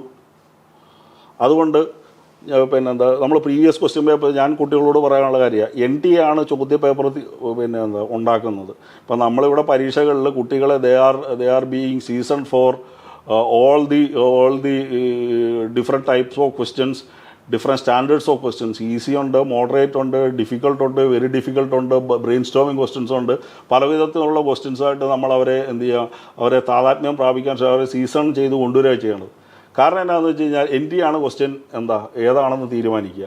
അതുകൊണ്ട് നമുക്ക് ഇന്നൊക്കെയാണ് നമ്മൾ കൊച്ചിലേക്ക് നമ്മൾ സ്കൂളിൽ പഠിക്കുമ്പോഴൊക്കെ, അതായത് ഇമ്പോർട്ടൻറ്റ് ടോപ്പിക്സ് എക്സാമിനേഷൻ ഓറിയൻറ്റഡ് ആയിട്ട് ഇമ്പോർട്ടൻറ്റ് ടോപ്പിക്സ് മാത്രം പഠിച്ചുകൊണ്ട് പോകും. ഒരു സിലബസ് എന്ന് പറഞ്ഞാൽ ആ സിലബസിനകത്തു നിന്നുള്ള എല്ലാം നമ്മൾ പഠിച്ചിരിക്കണം. അതിൽ നമ്മൾ തീർച്ചയായിട്ടും വെയിറ്റേജൊക്കെ നമ്മുടെ പ്രീവിയസ് ഹിസ്റ്ററി നോക്കി വെയിറ്റേജൊക്കെ പഠിച്ചു വെച്ചാൽ അതിനനുസരിച്ച് നമ്മൾ പ്രിപ്പയർ ചെയ്യണം. പക്ഷേ എന്നിരുന്നാൽ പോലും ഈ വെയിറ്റേജ് നോക്കുമ്പോൾ പോലും ആ വെയിറ്റേജിൽ നിന്നും ഓരോ ചാപ്റ്ററിൽ നിന്ന് ചോദിക്കപ്പെടുന്ന ചോദ്യത്തിൻ്റെ നിലവാരം എന്തായിരിക്കണം എന്നുള്ളത് നമുക്ക് എന്ത് ചെയ്യാൻ പറ്റില്ല, മുൻകൂട്ടി പ്രവചിക്കാനൊന്നും പറ്റണ ഒരു കേസല്ല. അതുകൊണ്ട് എന്നാ വെച്ചാൽ നമ്മൾ എല്ലാ വിധത്തിലുള്ള ക്വസ്റ്റ്യൻസിനെയും നമ്മൾ മാക്സിമം പരിചയിക്കാൻ ശ്രമിക്കണം. കാരണം എന്താ വെച്ചാൽ നമ്മളെപ്പോഴും എന്നാ വെച്ചാൽ നമുക്ക് ഈസിലി ആക്സസബിൾ ആയിട്ടുള്ള നമുക്ക് നമ്മുടെ മൈൻഡിലേക്ക് വരുന്ന ടോപ്പിക്സ് ആയിരിക്കും കൂടുതൽ പരീക്ഷയ്ക്ക് ചോദിക്കാൻ സാധ്യതയുള്ളത്. അതുകൊണ്ട് അതിലേക്ക് തന്നെ കൂടുതൽ ഫോക്കസ് ചെയ്ത് നമ്മൾ അറിയണ കാര്യമാണെങ്കിൽ കൂടുതലേക്ക് ഫോക്കസ് ചെയ്യേണ്ട കാര്യം നമുക്ക് അറിയണ കാര്യമാണ്. രണ്ടാമത് അപ്പോൾ ടോപ്പിക്സിലേക്ക് കൂടുതൽ ടോപ്പിക്സ് പഠിക്കാൻ ശ്രമിക്കുക വേണ്ടത്. മറിച്ച് നമുക്കുള്ളത് മാത്രം ഇങ്ങനെ പേർത്തും അത് മാത്രം പഠിച്ചുകൊണ്ടിരിക്കുന്നതിൽ സെൻസില്ല. മറിച്ച് അത് മാത്രമേ ചോദിക്കൂ എന്നുള്ളൊരു പ്രിസംഷൻസോടുകൂടി നമ്മൾ മുന്നോട്ട് പോകാനും പാടില്ലാത്തൊരു രീതി ഓഫ് പരീക്ഷയാണ് നമുക്ക് ഈ നീറ്റ് ആൻഡ് JEE അല്ലെങ്കിൽ ആ തരത്തിലുള്ള കോമ്പറ്റീറ്റീവ് എക്സാമിനേഷൻ ചോദിക്കപ്പെടുന്ന ചോദ്യങ്ങൾ. പിന്നെ വേറൊരു കാര്യം എന്താണെന്ന് വെച്ച് കഴിഞ്ഞാൽ നമ്മളെപ്പോഴും പറയണത് എന്താണെന്ന് വെച്ച് കഴിഞ്ഞാൽ ജനറലി നമ്മൾ ഇത് എന്ന് വെച്ച് കഴിഞ്ഞാൽ കുട്ടികളോടൊക്കെ പറയാറുള്ള അത് ഞാനുമൊക്കെ കുട്ടികളോട് പറയാനുള്ളത്, ഇപ്പം you grabbed for example 3rd rank in NEET, all India ആയിക്കോട്ടെ അല്ലെങ്കിൽ കേരള ആയിക്കോട്ടെ, 3rd റാങ്ക് കിട്ടി. അപ്പം ഞാനെന്ത് പറയും നമ്മൾ അടുത്ത ജനറേഷനിലെ കുട്ടികളോട് പറയും ഞാൻ അശ്വതിയെ ക്ലാസ് കൊണ്ടുവരുന്നു, സംസാരിപ്പിക്കുന്നു. അപ്പം അശ്വതിയുടെ പഠനത്തിൻ്റെ രീതികളൊക്കെ കുട്ടികളോട് വിവരിച്ചു കൊടുക്കുന്നു. അപ്പോൾ വിക്ടോറിയസ് ആയിട്ടുള്ളവരെന്താണോ ചെയ്തത് അത് നമ്മൾ ചെയ്യണം. അതാണ് നമ്മുടെ വഴി, അതിൽ സംശയമൊന്നുമില്ല. എന്നിരുന്നാൽ പോലും അത് നമ്മളുടെയും കൂടി പെർസോണയെ ഡിപ്പെൻഡ് ചെയ്തിരിക്കും. ഞാൻ അശ്വതിയുടെ പഠന രീതി, പഠനക്രമം അത് അതേപടി പകർത്തുന്നതിൽ സെൻസില്ല. മറിച്ച് ഞാൻ എന്താണെന്നുള്ളതാണ് നമ്മൾ തുടങ്ങിയത്. എൻ്റെ കഴിവുകേടുകളും അറിഞ്ഞുകൊണ്ട്, എന്നാൽ അശ്വതിയുടെ പഠന രീതി എന്താണ് അത് സ്വാംശീകരിക്കാൻ ഞാൻ ശ്രമിക്കുകയാണ് വേണ്ടത്. അല്ലാണ്ട് ഞാൻ അതേപടി പകർത്തിയിട്ട് കാര്യമില്ല. കാര്യം സിംപ്ലി പറഞ്ഞു കഴിഞ്ഞാൽ എനിക്കിപ്പോൾ രാത്രി ഇരുന്ന് പഠിക്കണതാണ് ഇഷ്ടം, അശ്വതി നേരെ തിരിച്ചായിരിക്കും. ചിലപ്പോൾ രാവിലെ എഴുന്നേറ്റിരുന്ന് പഠിക്കാൻ ആണ് അശ്വതിക്ക് കൂടുതൽ താല്പര്യമുണ്ടാകും. അപ്പോൾ ഓരോരുത്തരുടെ പേഴ്സണാലിറ്റിക്ക് അനുസരിച്ച്, അവരുടെ പെർസോണയ്ക്ക് അനുസരിച്ച് ഓരോരുത്തരും അവരുടെ കഴിവുകേടുകളെയും തിരിച്ചറിഞ്ഞുകൊണ്ട് ഇതിനെ എങ്ങനെ ഡീൽ ചെയ്യാൻ പറ്റും എന്നുള്ളതും പഠിച്ചുകൊണ്ട് വിക്ടോറിയസ് ആയിട്ടുള്ള എക്സലൻറ്റ് റിസൾട്ട്സ് നേടിയവരുടെ പഠന രീതി എന്തായിരുന്നു അത് സ്വാംശീകരിക്കാൻ ശ്രമിക്കുന്നത് വളരെ നല്ലൊരു കാര്യം തന്നെ. പക്ഷെ അതേപടി പകർത്തുന്നതിന് പകരം അണ്ടർലൈൻ ചെയ്ത് പറയാം, നമ്മളുടെ പെർസോണയ്ക്കും കൂടി ഫിറ്റാവുന്ന രീതിയിൽ വേണം അത് ചെയ്യാൻ. ഇതിപ്പോൾ എന്താണെന്ന് വെച്ച് കഴിഞ്ഞാൽ ഇപ്പോൾ അശ്വതി രാവിലെ എഴുന്നേറ്റിരുന്ന് പഠിക്കുന്ന കൂട്ടത്തിലാണ്, ഞാൻ രാത്രി ഇരുന്ന് പഠിക്കുന്ന കൂട്ടത്തിലാണ്. നമ്മൾ രണ്ടും കൂടി കമ്പൈൻ സ്റ്റഡിക്ക് ഇരുന്നാൽ ശരിയാവും. ഞാൻ രാത്രി ഇരുന്ന് പഠിക്കുമ്പം അശ്വതി ഇരുന്ന് ഉറക്കം തോന്നും, അശ്വതി പഠിക്കാൻ തുടങ്ങുമ്പോൾ ഞാൻ ഇരുന്ന് ഉറക്കം തൂങ്ങാൻ തോന്നും. അപ്പോൾ ഇത് നമ്മുടെ പിയർ ഗ്രൂപ്പിൽ പെട്ടവരെന്താണോ അവർ പഠനത്തിൻ്റെ സ്ട്രാറ്റജി അവലംബിക്കുന്നത് അത് അതേപടിയെ പകർത്താൻ നമ്മുടെ ക്ലാസ്സിൽ പഠിക്കുന്ന അല്ലെങ്കിൽ നമ്മുടെ കോഴ്സിൽ പഠിക്കുന്നവരോ ആയിട്ടുള്ള മികച്ച പെർഫോമേഴ്സായിട്ടുള്ള കുട്ടികളുണ്ടാവും. അവർക്കൊരു അക്കാഡമിക് സ്ട്രാറ്റജി ഉണ്ടാവും. ആ സ്ട്രാറ്റജി അവർക്ക് അവരുടേതായിട്ടുള്ള രീതിയിൽ ബിൽഡ് ചെയ്ത് കൊണ്ടുവന്നേക്കണമായിരിക്കും. അത് തീർച്ചയായിട്ടും നല്ലതാണ്. പക്ഷേ അത് നമുക്ക് യോജിക്കണമെങ്കിൽ നമ്മളുടെ പെർസോണയ്ക്കും കൂടി ചേരുന്ന രീതിയിൽ അതിനെ മാറ്റിയെടുത്തുകൊണ്ട് സ്ഥാപിച്ച് മുന്നോട്ട് കൊണ്ടുപോകാൻ നമ്മൾ ശ്രമിക്കണം.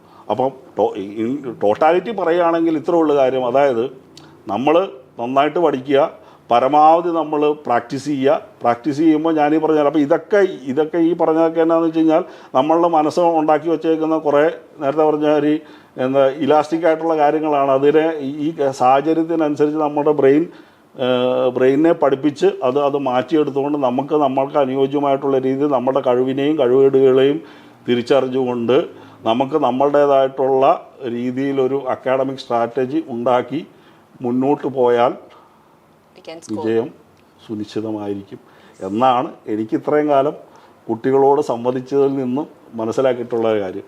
പിന്നെ ഇപ്പോൾ ഇതുമായിട്ട് ബന്ധപ്പെട്ട് വേറൊരു കാര്യം പറയാനുള്ളത് എന്നാന്ന് വെച്ച് കഴിഞ്ഞാൽ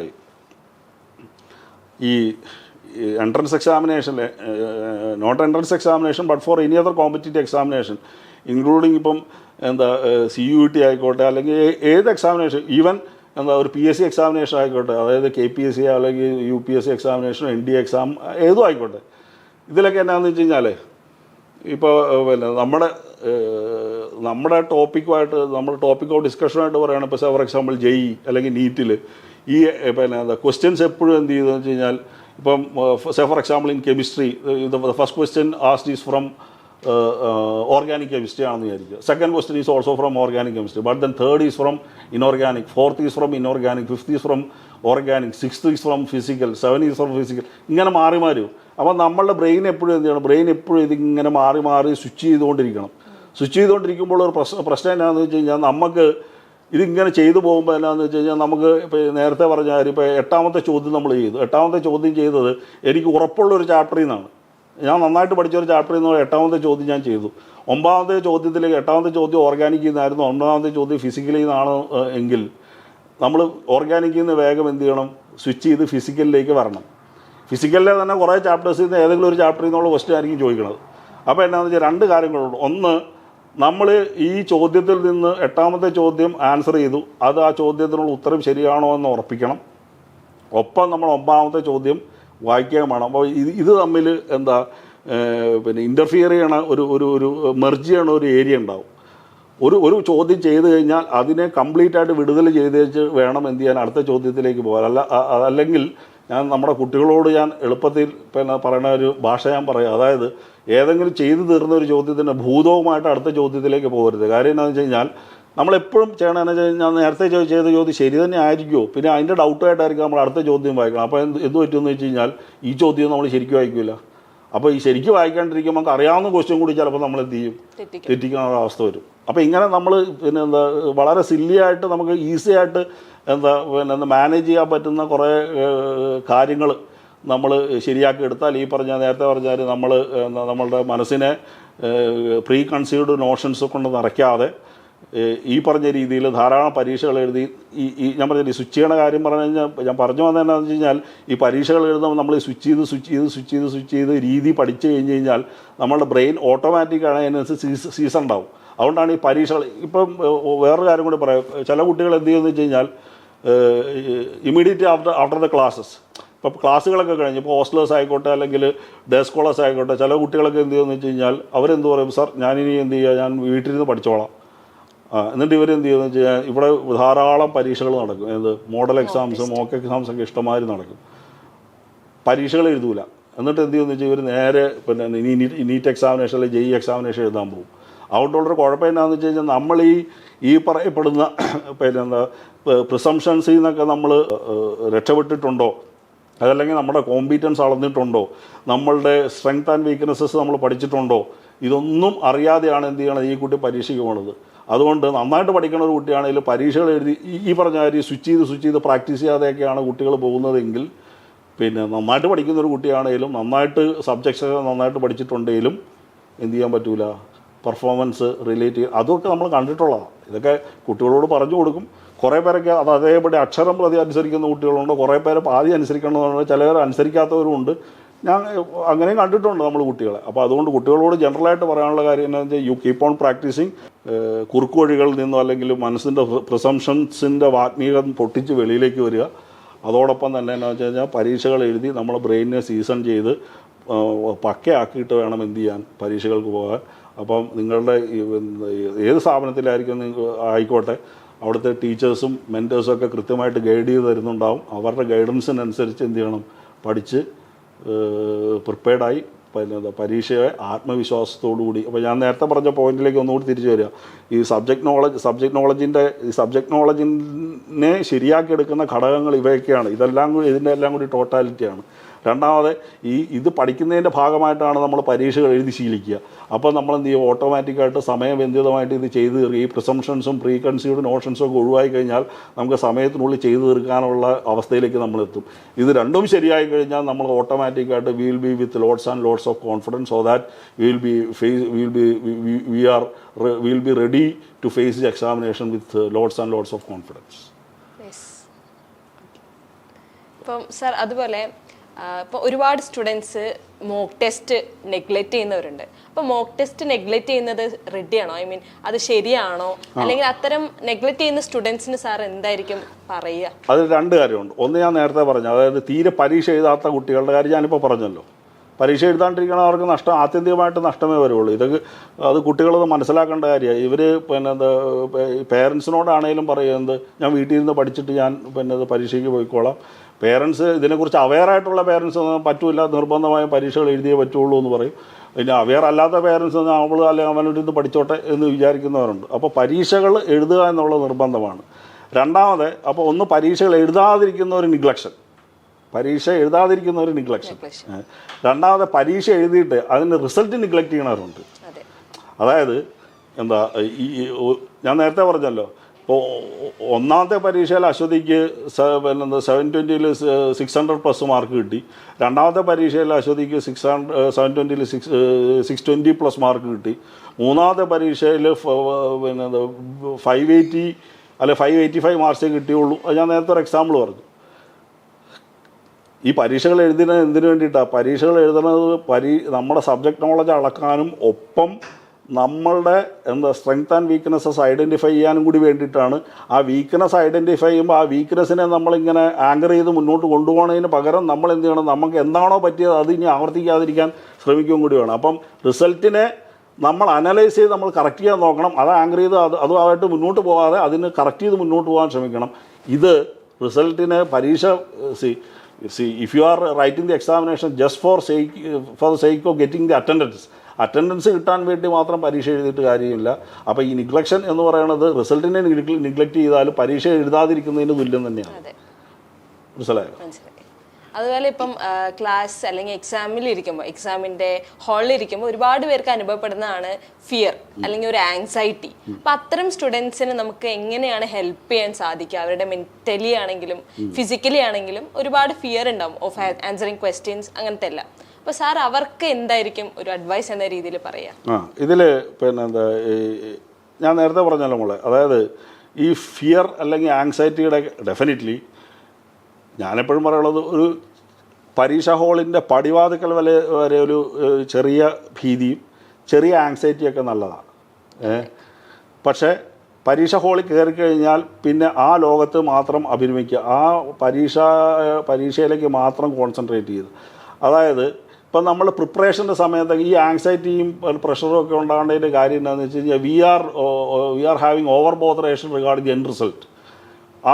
റിസൾട്ട് വരുമ്പോൾ എന്തെനിക്ക് സംഭവിക്കും, കിട്ടുമോ കിട്ടില്ലയോ, അതല്ലെങ്കിൽ എനിക്ക് മാർക്ക് കുറയുമോ കൂടുമോ, അല്ലെങ്കിൽ കഴിഞ്ഞ പ്രാവശ്യത്തെ പെർഫോമൻസിനെ കാട്ടി നന്നാവുമോ മോശമാവുമോ, ഇതിനെക്കുറിച്ചുള്ളൊക്കെ അതാണ് അതിനെക്കുറിച്ചുള്ള ഓവർ ബോദറേഷനാണ് വാസ്തവത്തിൽ ഈ ആങ്സൈറ്റിക്കും പ്രഷറിനും ഒക്കെയുള്ള ഒരു ബേസിക് ആയിട്ടുള്ളൊരു കാരണം. ആ കാരണം നമ്മളങ്ങ് ഒഴിവാക്കുക എന്ന് പറഞ്ഞു കഴിഞ്ഞാൽ നമ്മൾ നന്നായിട്ട് പഠിച്ചു കഴിഞ്ഞിട്ട് വെൽ പ്രിപ്പയർഡായിട്ട് പരീക്ഷ നമ്മൾക്ക് ആത്മവിശ്വാസത്തോടുകൂടി നമ്മൾ നന്നായിട്ട് പഠിച്ചിട്ടുണ്ട് എന്ന് നമ്മളെ തന്നെ ബോധ്യപ്പെടുത്താൻ ശ്രമിക്കുക. ഇനി ആരും എത്ര നന്നായിട്ട് പഠിച്ചു കഴിഞ്ഞാലും ചിലപ്പോൾ എന്താണെന്ന് വെച്ചാൽ ചില ഘടകങ്ങളൊക്കെ നമുക്ക് വിരുദ്ധമായിട്ട് വന്നേക്കാം. പക്ഷേ അതൊക്കെ ഓവർകം ചെയ്യാൻ നമ്മൾ ആത്മാർത്ഥമായിട്ട് ശ്രമിച്ചും കൊണ്ടേയിരിക്കുക. ഇനി ഈ എൻഡ് റിസൾട്ടിനെ കുറിച്ചുള്ള ഓവർ ബോദറേഷനാണ് ഇതിൻ്റെ ബേസിക് ആയിട്ടുള്ള കാര്യം. എൻഡ് റിസൾട്ടിനെ കുറിച്ച് ബോദർ ചെയ്യേണ്ട കാര്യമില്ല. രണ്ട് കാര്യമുണ്ട്. ഒന്ന്, നന്നായിട്ട് ചെയ്തിട്ടുണ്ടോ, no one will go unrewarded എന്ന്. If you have utilised the time properly, if you have done the things in a right and smart way, if you have taken the right smart efforts, if you had been systematic and industrious, if you had taken smart efforts in an ambitious manner, definitely result will be ours. No one will go unrewarded. അപ്പോൾ അങ്ങനെയുള്ള ഭീതിക്കും പിന്നെ എന്താ ആകാംക്ഷയ്ക്കൊന്നും അടിസ്ഥാനമില്ല. അതിൻ്റെ അടിസ്ഥാനം എന്ന് പറയുന്നത് വരാൻ പോകുന്ന ഒരു പിന്നെ എന്താ വെള്ളപ്പൊക്കത്തെക്കുറിച്ച് നമ്മൾ ഇപ്പോഴേ ആലോചിക്കുന്നതുകൊണ്ടാണ്. അന്നവിടെ വെള്ളപ്പൊക്കമൊന്നും വരില്ല. കാര്യം ഇപ്പോൾ അതിന് നമ്മൾ വേണ്ടുന്ന പിന്നെ പ്രിക്കോഷൻസ് എടുത്തു വെച്ചാൽ. ഓക്കെ, അപ്പം ലൈക്ക് കഴിഞ്ഞ വർഷത്തെ നീറ്റ് 2025 കമ്പാരിറ്റീവ്ലി ഭയങ്കര ടഫായിരുന്നു സ്റ്റുഡൻസിന്. അപ്പോൾ ഇനി അപ്കമിങ് ആയിട്ടുള്ള നീറ്റ് 2026 ആയിക്കോട്ടെ 27 ആയിക്കോട്ടെ, അപ്പോൾ അത് എങ്ങനെ ആയിരിക്കും എന്നുള്ളൊരു ഐഡിയ എങ്ങനെയായിരിക്കും? മോളെ, ഇതിലൊരു കാര്യം എന്താണെന്ന് വെച്ച് കഴിഞ്ഞാൽ, ഞാൻ നേരത്തെ പറഞ്ഞല്ലോ, അതായത് it's NTA to decide the standard of questions that are to be asked for the NEET examination or any other examination. NTA ആണ് അത് തീരുമാനിക്കുക ഏത് മട്ടിലുള്ള ചോദ്യങ്ങൾ ചോദിക്കണമെന്നുള്ളത്. ബട്ട് ദെൻ നമുക്ക് എന്താ ചെയ്യാൻ പറ്റുകയെന്ന് വെച്ച് കഴിഞ്ഞാൽ, നമുക്ക് നമ്മളുടെ ഇതുവരെയുള്ള പ്രീവിയസ് ഹിസ്റ്ററിയൊക്കെ നോക്കിയിട്ട്, പ്രീവിയസ് ഹിസ്റ്ററി എന്ന് വെച്ചാൽ പ്രീവിയസ് ഇയേഴ്സ് ക്വസ്റ്റ്യൻസ് നോക്കുക. പ്രീവിയസ് ഇയേഴ്സ് ക്വസ്റ്റ്യൻസ് നോക്കിയിട്ട് അതിനനുസരിച്ച് നമ്മൾ എന്ത് ചെയ്യുക, നമ്മൾ മാക്സിമം പ്രിപ്പയർ ചെയ്യുക. ഇതിപ്പം ഇപ്പോൾ നമ്മളെ റേസിലെ കുട്ടികളെ സംബന്ധിച്ച് നമ്മളെന്താ ചെയ്യുന്നത് വെച്ച് കഴിഞ്ഞാൽ, വി വിൽ മേക്ക് ദം, ഇപ്പോൾ കഴിഞ്ഞ വർഷം പറയുകയാണെങ്കിൽ നീറ്റ് 2025 എക്സാമിനേഷൻ പറയുമ്പോൾ ടഫാണെന്ന് പറയുമെങ്കിൽ പോലും നമ്മളുടെ കുട്ടികൾ പിന്നെ എന്താ ആ ചോദ്യങ്ങൾ കണ്ടൊന്നും ഭയന്നില്ല. Because they had been seasoned to such type of questions. അവരങ്ങനെയുള്ള ചോദ്യങ്ങൾ കണ്ട് പരിചയിച്ച് പിന്നെ പോയിട്ടുള്ളവരായിരുന്നു. അപ്പോൾ പറയാനുള്ളത് എന്നാന്ന് വെച്ച് കഴിഞ്ഞാൽ, ഏത് മട്ടിലുള്ള ചോദ്യങ്ങളും, അതായത് പരമാവധി അവൈലബിൾ ആയിട്ടുള്ള ഓരോ ടോപ്പിക്സിൽ നിന്നും പരമാവധി ഓരോരുത്തർക്കും പറ്റുന്ന രീതിയിൽ എല്ലാ തരത്തിലുള്ള ചോദ്യങ്ങളെയും നമ്മൾ എന്ത് ചെയ്യുക, ചെയ്ത് പഠിക്കാൻ ശ്രമിക്കുക. പിന്നെ എന്താ പരീക്ഷ വരുമ്പോൾ സാധാരണ ഇതിലെന്താണെന്ന് വെച്ചാൽ, പരീക്ഷ ഹാളിൽ കയറുമ്പോൾ ഈ പറഞ്ഞാൽ ക്വസ്റ്റ്യൻസ് കണ്ടും പേടിക്കാതിരിക്കണം. ക്വസ്റ്റ്യൻസ് കണ്ടും പേടിക്കാതിരിക്കണമെങ്കിൽ എന്ത് ചെയ്യണമെന്ന് വെച്ച് കഴിഞ്ഞാൽ, അതിനനുസരിച്ചുള്ള ചോദ്യങ്ങൾ നമ്മൾ എന്ത് ചെയ്യണം, അങ്ങനെയുള്ള ചോദ്യങ്ങൾ നമ്മൾ കണ്ട് പരിചയിച്ചിട്ട് പോകണം. ഇപ്പോൾ ഈവൻ നമ്മൾ ഒരു ക്വസ്റ്റ്യൻ അസാധാരണമായിട്ടൊരു ചോദ്യം ചോദിച്ചു, നമുക്കത് ട്രൈ ചെയ്യാൻ പോലും പറ്റാത്തൊരവസ്ഥ വരുമ്പോഴാണ് നമ്മൾ പേടിക്കുക. നേരെ പറഞ്ഞാൽ അത് നമുക്ക് ഇതൊക്കെ കണ്ടിട്ടുള്ളതാണല്ലോ. Whether it be right or wrong, that's a different matter.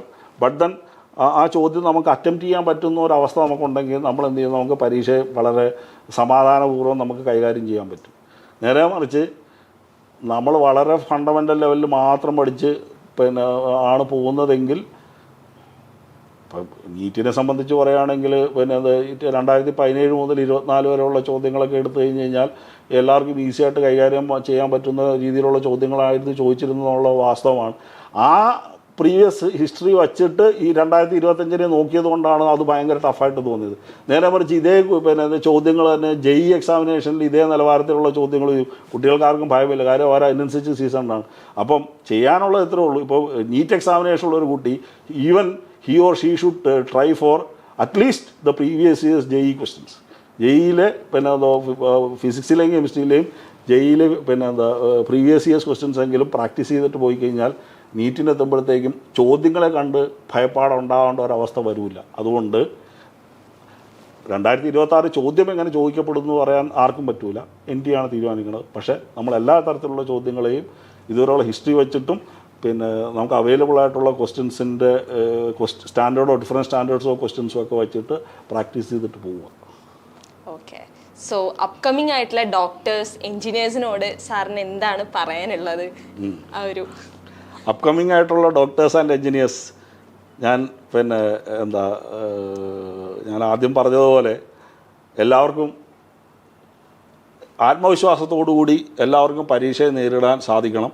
അപ്പം ഞാനിപ്പം എൻ്റെ അറിവിൽ ഇത്രയും നാൾ കുട്ടികളെ കൈകാര്യം ചെയ്തിട്ടുള്ള എക്സ്പീരിയൻസിൽ ഞാൻ നിങ്ങളോട് കാര്യങ്ങളൊക്കെ പറഞ്ഞു തന്നു. അതിൽ ഞാൻ നേരത്തെ പറഞ്ഞ കാര്യം, ഏതെങ്കിലുമൊക്കെയുള്ള ഘടകങ്ങൾ നമുക്കൊക്കെ ഉണ്ട് എന്നെങ്കിൽ നിങ്ങൾക്ക് ഞാനീ പറഞ്ഞതിൽ നിന്നും നിങ്ങൾക്ക് നിങ്ങളെ സംബന്ധിച്ച് തിരിച്ചറിയാൻ പറ്റിയ കാര്യങ്ങൾ, ഒഴിവാക്കേണ്ടതായിട്ടുള്ള കാര്യങ്ങൾ നിങ്ങൾക്ക് മനസ്സിലായിട്ടുണ്ടെങ്കിൽ അത് ഒഴിവാക്കി പഠിച്ച് മുന്നേറുക. നിങ്ങൾക്ക് എല്ലാവർക്കും വരുന്ന ഏത് പരീക്ഷയിലും, നിങ്ങൾ എഴുതുന്ന എല്ലാ പരീക്ഷയിലും, നിങ്ങൾ ടാർഗറ്റ് ചെയ്തിട്ടുള്ള എല്ലാ പരീക്ഷയിലും വളരെ വലിയ വിജയങ്ങൾ നേടാൻ സാധിക്കട്ടെ എന്ന് ആശംസിക്കുന്നു. Okay, so thank you so much for your valuable time, sir. So until we meet again. Thank you. Thank you.